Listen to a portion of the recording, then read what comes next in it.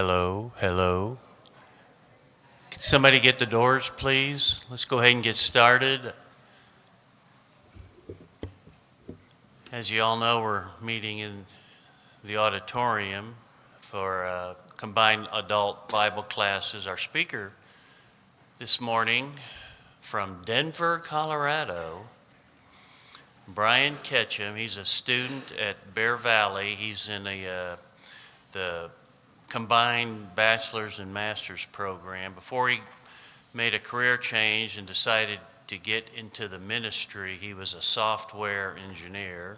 I suspect technically he still is a software engineer.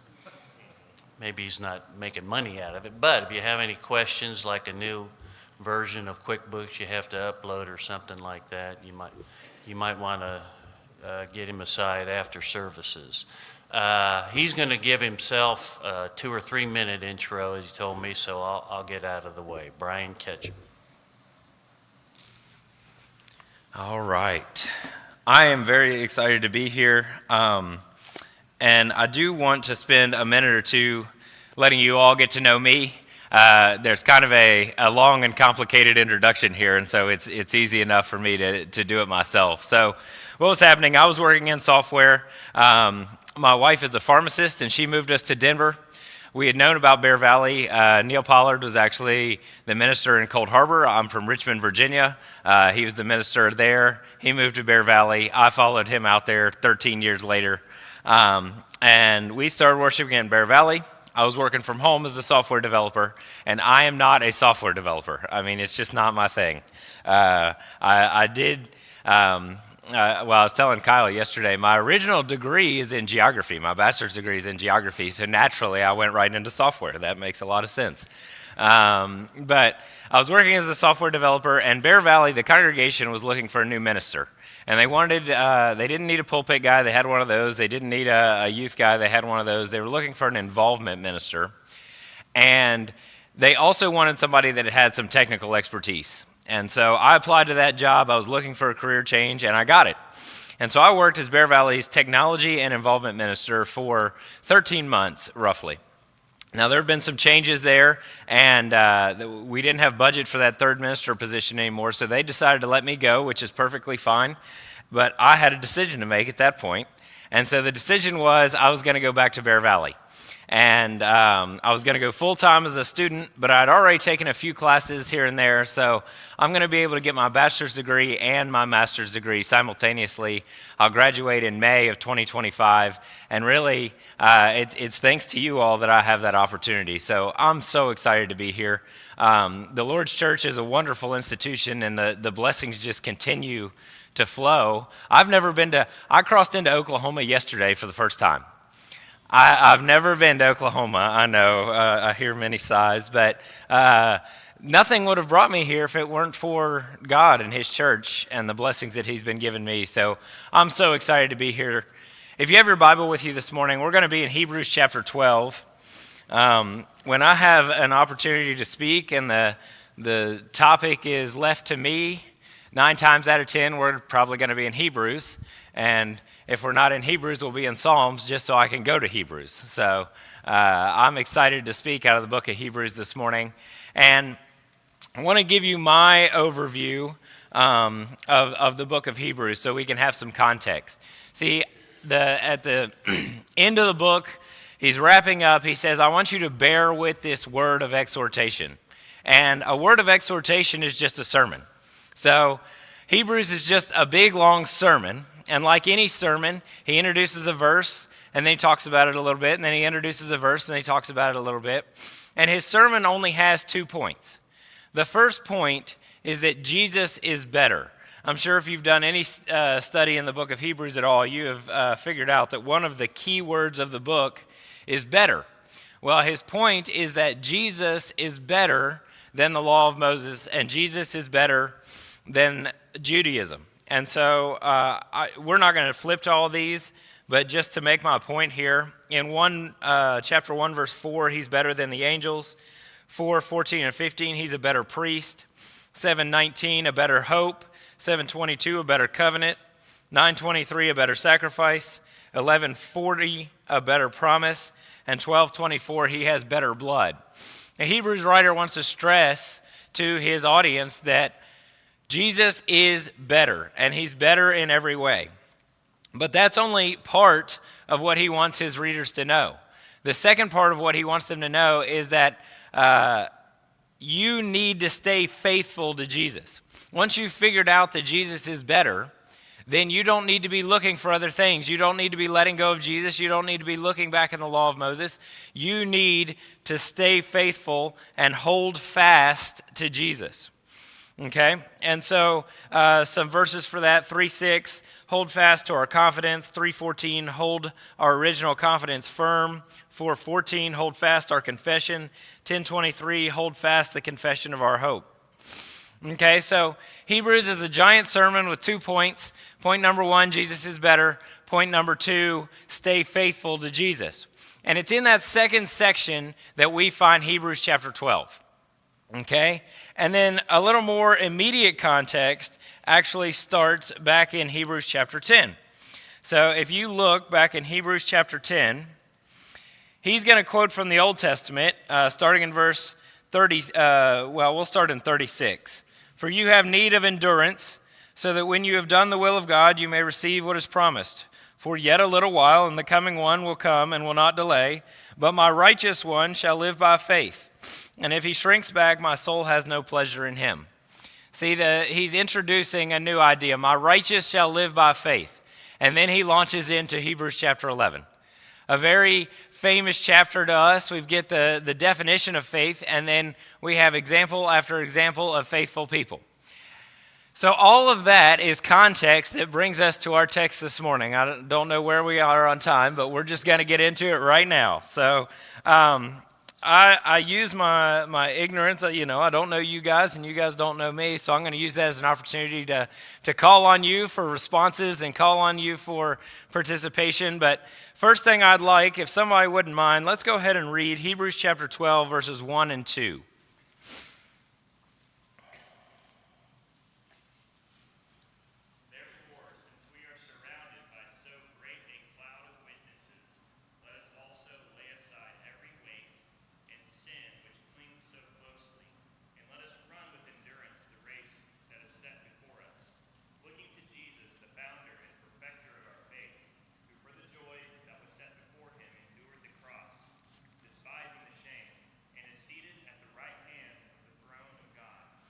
All right, so this is where we're going to be this morning. So the first thing I want to notice, it's an old preacherism, I guess. If you see a therefore, you have to figure out what it's there for. Probably the worst pun there's ever been, but it's true. We have Hebrews chapter 11, and again, I backed all the way up to the end of chapter 10 to show you that he's building a point about faithfulness. And he goes through Hebrews chapter 11, and he's building this point about faithfulness. And he gets to chapter 12, and he says, I'm about to make a point. I'm going to make a point about everything that we've talked about. And he says, since we are surrounded by so great a cloud of witnesses, we're going to talk about that in a little bit.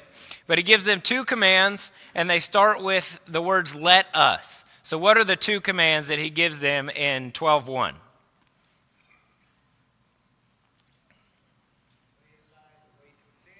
Okay, lay aside every weight and run with endurance.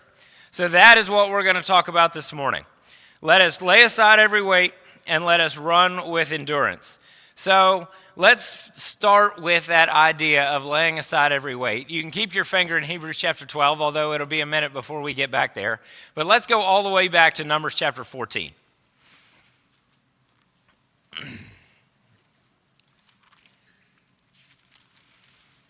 The context of Numbers chapter 14 is the spies have just gone into the land. They've come back. 10 have not had a favorable report, and the children of Israel are in distress. And so let's go ahead, if somebody wouldn't mind, Numbers chapter 14, 1 through 4.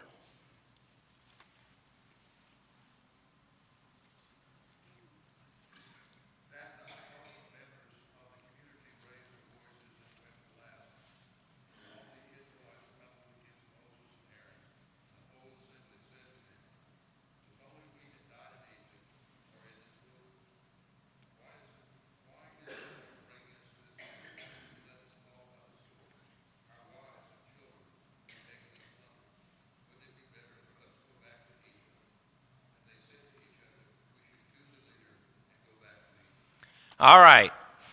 This is one of the most astounding passages to me, and I know the children of Israel get a bad rap, if you will, and I know that if I'm reading Scripture with an honest heart, I see myself in a lot of their actions, but I just can't get there. They've seen all of this stuff. They've seen the Red Sea parted.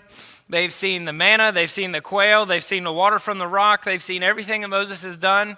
They've seen the Exodus out of Egypt. They've had the Passover. They've seen the 10 plagues. And yet they get to the precipice of coming into the land and say, no, get rid of Moses and Aaron, raise up new leaders, let's go back to Egypt. Egypt was a weight that the children of Israel never laid aside. You see it throughout and every tragedy that befalls them. I mean, they have barely got out of the land. They get to the Red Sea and said, well, we were better off in Egypt. They crossed the Red Sea miraculously. We were better off in Egypt. We don't have any water. We were better off in Egypt. The land can't be conquered. We were better off in Egypt. They could not lay aside the weight of Egypt. And so what I want us to do is I want us to now draw some application into our lives, because I've never been to Egypt, and I'm not holding on to Egypt. But there are things that we have in our lives that are weights that we have a hard time laying aside before we come to Christ.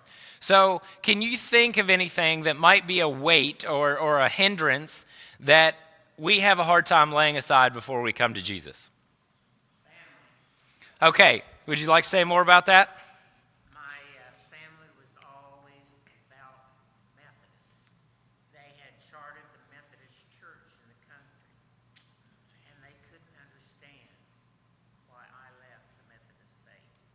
And I think your story is not unique to you. I mean, there are many people, they come to a knowledge of the truth, and they can see in plain black and white text what the Lord wants for their lives, and they realize that they have to make a choice. They're either going to have to figure out, and at the worst, they're going to sever that relationship. But at the best, they're going to put some serious stress and strain on a family relationship. And they have to decide whether or not they're going to lay aside that weight and come to Jesus. Or they could be like the children of Israel, and as you go say, okay, well, I'm going to enter into this new walk with Christ, but they never really lay their family aside, and it becomes a stumbling block for them like it did for the children of Israel. So family's absolutely one. You also mentioned the family, and in a very similar context, previous religious experience, right? So I was a Methodist. I was a Catholic. I came out of a denomination. I came out of some other doctrinal or creed or doctrine that I was holding on to. Did that create some barriers when it talked about coming to Christ?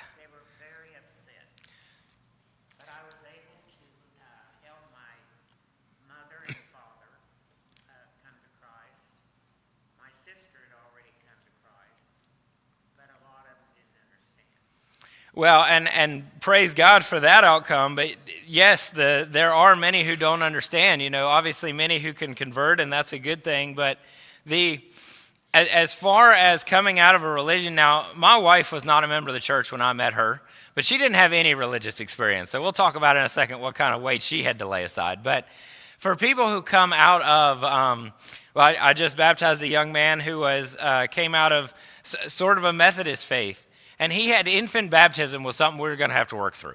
That was something we were going to have to study about, and he was going to have to understand. That was a weight that he had to lay aside before he could come to Christ. And if he didn't lay it aside, it's going to become a problem for him as he goes through his walk with Christ. Okay, so are there any more weights you can think of? Guilt? Not feeling, I love, so I'll let you in on a little secret. I have taught this class in a couple other places. That's a preacher secret. You can hold on to that. But one of the benefits about teaching a class in multiple places, this was not on my list, but it's the second time that I've heard somebody mention guilt as being a weight coming to Christ. And I understand the idea. Okay, I have a past life of sin, and I have done things that I'm not proud of, and especially as I look into the perfect law of liberty, ooh, that wasn't just bad, it was really bad. I have guilt and emotions that are going to prevent me from coming to Christ. And if I can't find a way to deal with those in a healthy way, and I'm not suggesting that we need to just dismiss those, right? The waters of baptism, it's not a magic pill that's going to fix all of your emotions and everything right then and there. It takes study and it takes counseling and it takes this kind of thing, but we need to deal with it. We can't suppress it. We can't hold on to it. We can't. Because as we go throughout our walk with Christ, that guilt can become like the children of Israel, something that pulls us back into a world of sin or pulls us away from Christ or prohibits us or inhibits us, rather, from teaching others and bringing others. See, if I'm not joyful about my conversion, if I'm still holding on to my guilt, that's going to create a problem for me to tell others about how great my life with Christ has been, how great my life with Christ is. So those are some weights that we have. And again, I argue, just like the children of Israel, the Hebrews writer is saying, I need you to put those aside before you start running. But I want to look at another example of somebody who was able to lay aside some weights. So let's flip forward to Judges chapter 6.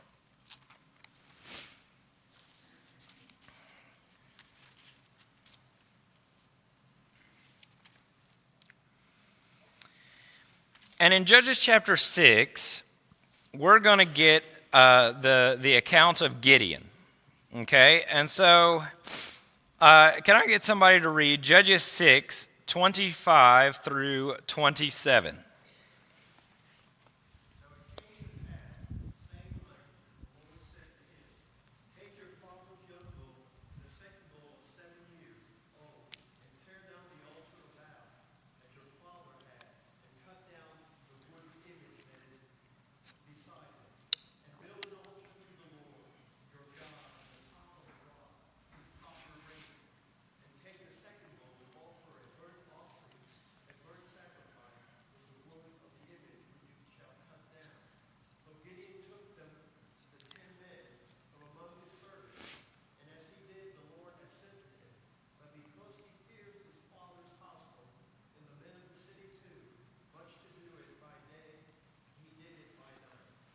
All right, so we have a story of Gideon.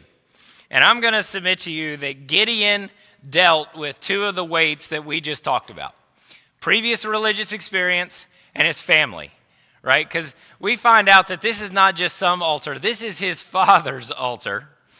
And it is the altar to Baal. So we've got Baal and the Asherah, or the wooden image. And he's going to cut those down. So Gideon's on the right path here.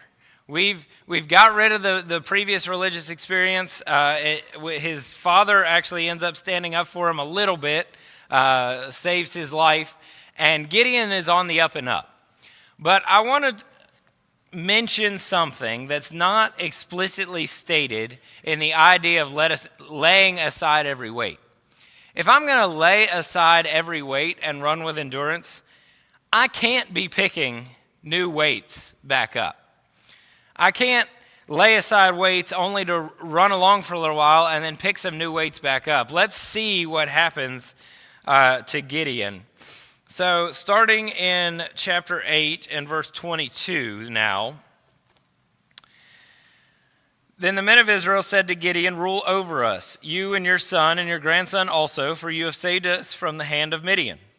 Gideon said to them, "I will not rule over you, and my son will not rule over you. The Lord will rule over you." Again, bonus points for Gideon. He's doing what he's supposed to be doing.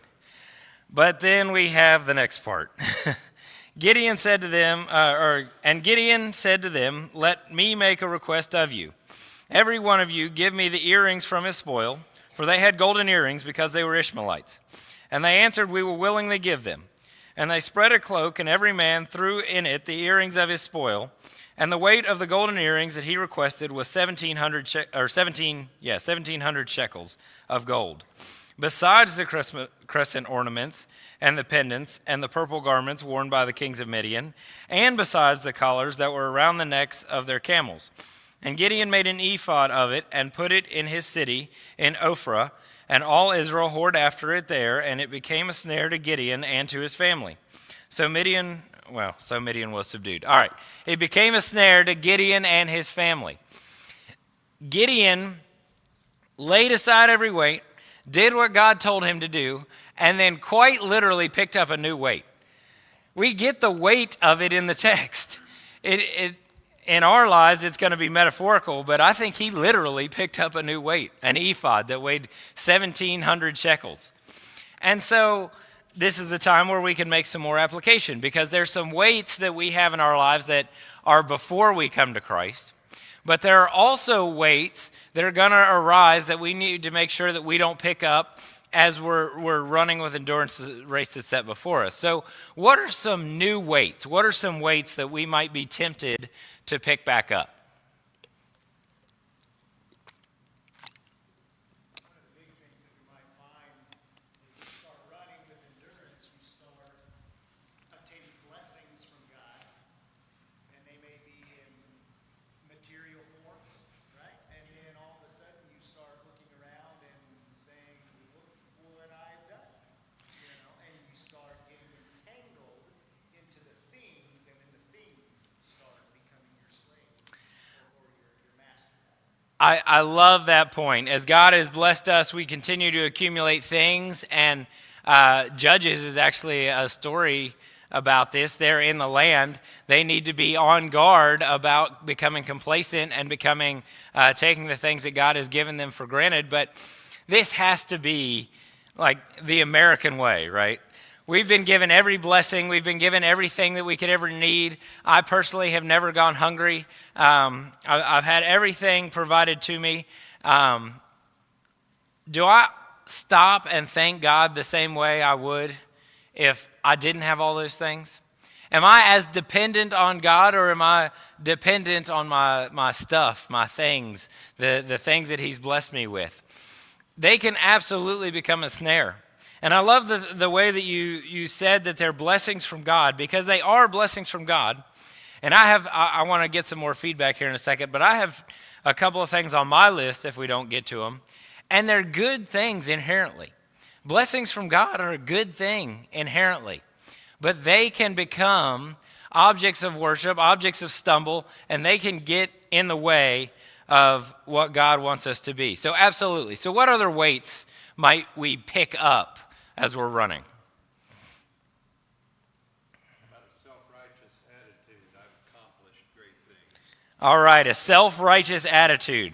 I love that answer. I don't love that we might do it, but the idea that I'm so great, I've done great things, or maybe this idea of I forget what the Lord has forgiven me of. Right, I'm not that bad of a person. My background, I've already told you, my wife did not grow up in the church. I did grow up in the church. I've never been that bad. Those in Richmond would beg to disagree, but right, that attitude might seep into me, and that does a couple of things.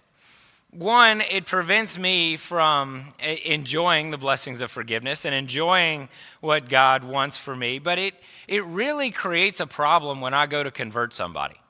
See, my wife was living a significantly different life than I was. I mean, it's not like she was bad or anything, but she wasn't in the church and she wasn't doing church things. Well, if I felt self-righteous, I might feel contempt for the life that she's living. Right? Why is she doing those things? Why is she behaving that way? And we might start to feel that way about other people. Why have they chose that lifestyle? Why? And we start to grow callous to the idea that Jesus and God offers us forgiveness. And if they forgave me of all the stuff that I have, then I have to forgive them of all the stuff that they have. Because God's already said that if they repent, that He'll forgive. So that's going to hinder us from running with endurance. All right, what other weights might we pick up? What about, and my wife and I don't have any children yet, but what about children and family life? Again, I already mentioned this is a blessing from God. Children are a blessing, and I'm not trying to imply in any way that they're not. But is it possible as a parent, you get so invested in the life and the success of your child, especially in this world, that you neglect the importance of their success with God? See, and I've seen it, and again, I don't want to be self-righteous in this regard, but we've seen a lot of people who they've gotten involved in school and they've gotten involved in sports, and what happens is Christ, who's supposed to be sitting on that throne, we slowly take him off and we replace it under the guise of, well, my child really needs to get into a good college. They really need to get a good start in life and get off to a good career. And we need to be making sure that we're instilling good Christian values in the life of that child. And sometimes it gets to the point where the parents pick up that weight and it's so large that it's going to cause unfaithfulness in their lives. You start to miss church for soccer games or football games or whatever. You start to prioritize schoolwork over Wednesday night Bible class. You start, and all of a sudden you look and you haven't been to church in 2 weeks, 3 weeks, a month. That can creep into our lives. And again, I'm not saying, I was involved in sports as a kid. I got into a great school. Things were good in my life, but my folks wanted to make sure that my number one thing was the church and God and his word. And so I think that family could potentially get in the way. What else might be a weight? Did that shake anything loose?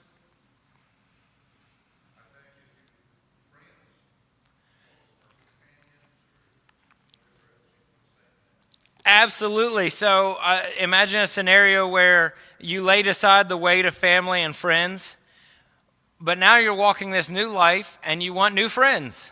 And you pick up friends, or maybe you pick up those old friends and they don't behave the same way that you want to. They don't encourage the same kind of life that you're trying to build. Absolutely. Those friends could be a problem. What about a career? I already told you, one of the things that I think is an asset to my ministry is the fact that I was in corporate life for a time. I understand what it's like, and I was young. I was fresh out of college. I got a job. I was implementing software, and then later on writing software. And my goal was to advance in that company, to get a better career, to get a better position. And I don't know how many of you are in software in this day and age. It's safe to assume that someone is. A lot of times in the industry, the requirement of a software developer is you develop during the day and then you spend your time learning how to develop better. You spend a lot of time in professional development. You spend a lot of time learning new technology and learning new languages and and the expectation is that you're going to do that outside of work hours if you're really dedicated and you're really interested in advancing your career. Well, just like the scenario we've already talked about, that can start to replace Jesus in our lives, right? Well, I've got a big project going out and I really need to learn something. Maybe I'll work all day and maybe I'll just work straight through on Wednesday night. Maybe, I really need this next promotion. Maybe I'll just work extra overtime instead of going on Sunday morning and Sunday night and Wednesday night, and it'll just be for a month. I really just want this next promotion, right? This is a weight that can get in the way of us doing what God has called us to be. So Gideon, I think, is a great example because, again, he laid aside the weight. He cut down the Asherah. He destroyed the altar to Baal, but then he picked up a weight. And I think just like him, we can pick up a weight. All right, so now I've got one more example before we head back to Hebrews. And this one will be in two places. First, though, we'll go to Philippians 3:7, a New Testament example. And whoever gets there, go ahead and read Philippians 3:7. But what things were gained to me, these I have counted loss for Christ. All right. So you can look in context there. and read verses in chapter 3, or you can speak from your own memory. What are the things that Paul has lost, or gained, rather, whatever gain I had? What are the things that Paul had gained? Status in Judaism. Right? I was a Pharisee of Pharisees. He had position. What else?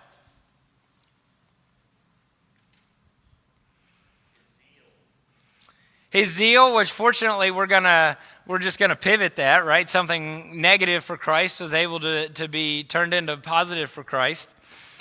He may not mention it in this context, but we've got education, right? He was at the feet of a really prominent Jewish rabbi. So Paul's life, just like what we want for our children, is on the right trajectory. We've got good education. We've got probably a lot of money involved in his position. He's got sway and status in the community. He's received every blessing. And I don't know that we always think about this, but he has a bunch of Pharisee friends, right? If you're a Pharisee, your friends are also going to be Pharisees.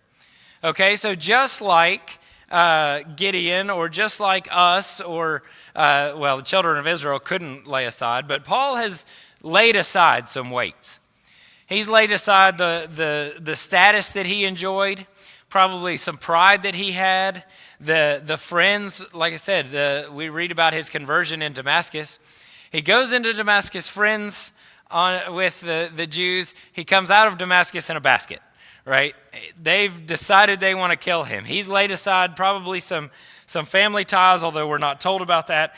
Paul has had some stuff to lose. But he says that everything that I had gained, or everything that I gained, I count but loss for the sake of Christ. This is a true example of what it means to lay aside every weight. And we've spent a lot of time identifying them, and I think that's really healthy. And we're going to spend the remainder of our time talking about how to run with endurance.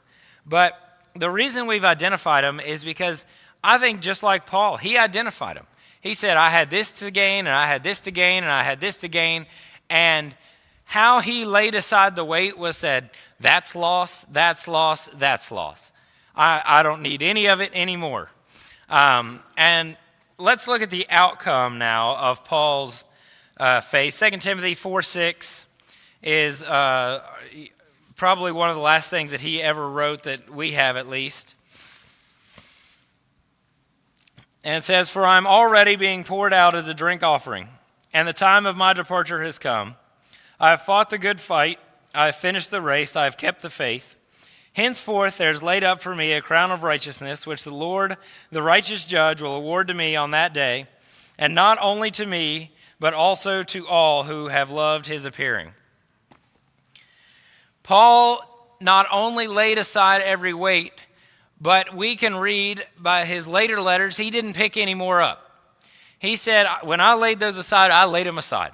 And I took up a race, and I have finished that race now.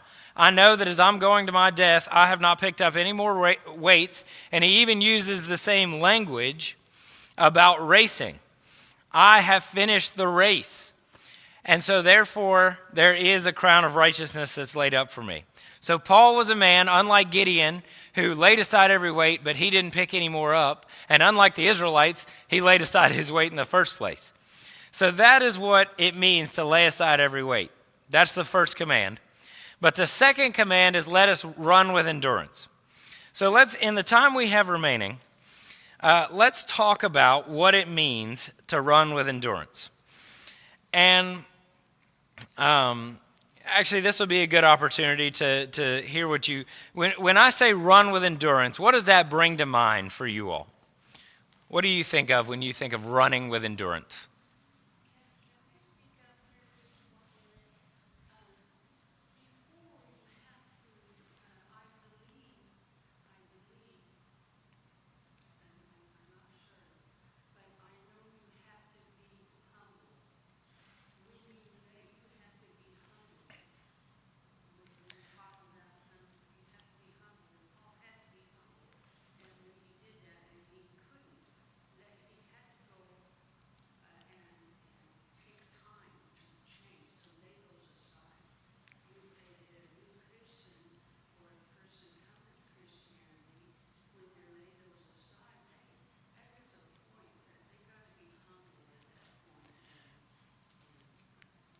No, and that you make a great point, and one that I like to point out in Paul's life. So think about his life trajectory for a minute. He was on track to be the guy in Judaism, or at least one of them. He was a Pharisee of Pharisees. Through his humility, he's able to lay that aside, and he starts at the bottom in Christianity, if you'll allow me to use that phrase. But think about where he is at the end of 2 Timothy. He could have been that guy again. He could have been the chief apostle and tried to exert undue influence, but it's because of his humility that he was able to recognize that his position is going to be different. He's going to take on the position of a servant. He's going to take on the position of somebody who's ultimately going to die for Christ. And it is, I agree, the way that we lay aside those weights oftentimes is humility. Because the weights that we have are sometimes our own guilt and our own self-righteousness and our own pride. And the opposite of that is humility. So thank you so much for speaking up about that. So what does it mean, though, let's go back to the question, what does it mean to run with endurance? What does that call to mind for you? A marathon. All right, so how many of you in here are like serious runners? Yeah, that's about right. That's why don't we like to run? And I don't like to run. I used to run long distances, and I don't anymore. And I have in my mind that I'd like to do it again. But why don't I just get out and start running? Because it's hard. So run with endurance. I want to talk about this word endurance for a second. The first thing I want to say about it is to bring our context all together. It's synonymous with faithfulness. It's not exactly the same. It's not the same word, but it's this idea. Remember, this whole context, I started with this, is how you're going to hold on to Jesus. If Jesus is better, how are you going to hold on? So it's a synonym to faithfulness, but more than that, the actual definition of the word is the capacity to hold out or bear up in the face of difficulty. Inherent in the word endurance is that you're going to have to endure. You're going to have to bear something. And when you're running, the reason I don't just go out and start running this afternoon is, one, because somebody turned the oven on. You guys know that, right? There are cooler places in the world, I'm just saying. But it's going to be difficult, right? It will not take me very long, and shorter as the years go by, before my breathing is labored. I've got a stitch in my side. My lungs wonder what's happening to me. Running is hard. Well, I hate to be the bearer of bad news, but sometimes the race of faith, right? We're making this analogy, this metaphor. Sometimes it's hard. There are going to be things as we go through life that are going to be just like running. My legs are going to start to ache. I'm going to get a cramp. Sometimes we fall down. There are many things in the race of life that we're going to have to endure. So the question becomes, how can we lay aside every weight and run with endurance? And the answer, fortunately, is not up to me to figure out. Because the second part, run with endurance, is qualified. So what does it say that we're supposed to do to run with endurance in Hebrews chapter 12? Look to Jesus. Fortunately, I don't have to run a race that's never been run before. If you have ever watched marathons, and especially when somebody's trying to break a world record, they have a pace setter. And that pace setter is often somebody who's not going to run the whole race, but he's going to get out in front, and he's been trained to run a specific distance at a specific time. And what that does is it tells the person who's running the marathon, okay, I just need to run the same pace that he's running. And it's a psychological thing. To lead a race is significantly harder than to be in second. If all I have to do is keep pace with the guy in front of me, that's going to be easier than it is to set my own pace. But fortunately, in the race of faith, we don't have to set our own pace. We've been told, don't blaze your own path, don't go out of your own way. Find Jesus, look at him, and follow the footprints. And that's what he says we're going to do, to run with endurance the race that's set before us. But even more than that, I want to go back to this idea of witnesses. And you guys may have heard this analogy before, but it's one of my favorites. When I was running track, I ran every distance that they had. I would run 5K all the way down to 55 meters. Just meant I wasn't any good at any one of them. They just kept trying to figure out where I could go the fastest. But when you're running cross country, as we called it, you're kind of out in the woods. You may or may not see other people. There's not really any spectators. I mean, let's be honest, running is not a spectator sport. So you're just kind of out by yourself. But in the arena, in the track events, oh, that's different. We like watching the Olympics. There's people in the stands.